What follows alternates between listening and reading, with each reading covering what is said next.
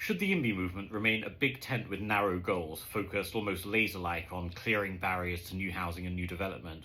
Or should it evolve into something a lot broader, a kind of generalist urbanist movement, or even some say a political party? This is a question that's been really consuming a lot of people in some of the circles that I move in at the moment, precisely because the YIMBY movement saw so much success in a lot of states during these past legislative sessions in places like Texas, New Hampshire, Montana recently, and a bunch of other places. People's ambitions are getting broader and they're thinking, what else could we potentially accomplish? Should we maybe try to do more? And people have taken different views on this. So there's a piece recently published on the Niskanen Center's blog by Chris Elmendorf and Professor David Schleicher, and they were advocating precisely that, the idea that we should expand the goals of YIMBY, become a more generalist, urbanist kind of group, or even a political party, they suggest, which is, certainly very ambitious, but potentially at the expense of shrinking the tent and alienating some people that might agree with the core YIMBY principles of getting rid of land use restrictions, zoning restrictions, but might not necessarily go along with every other urbanist or progressive priority that would be within this new party.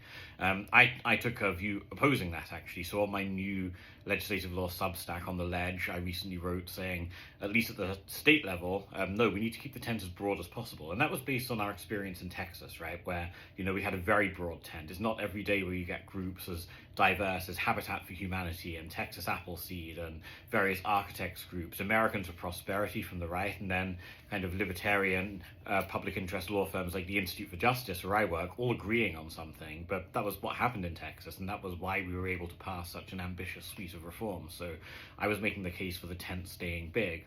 Other people have chimed in on this as well. So Salim Firth at the Makata Center wrote a piece kind of broadly agreeing with me, I think, which is always very flattering for me, for someone like that to agree.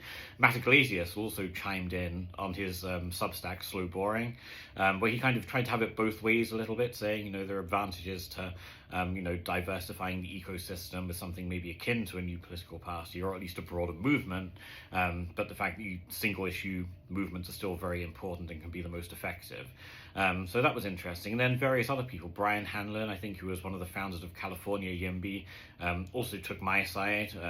It was his side probably really that I took, saying that no, keep the tent as big as possible, don't muddy the waters with extra issues. So this is a debate that's still going to be going on. Join in. If you have views on that, put them down in the comments. I'd be interested to know what you think. But I certainly think, the reason we had this so much success is because we kept the tent big. We shouldn't distract YIMBY with a lot of other things.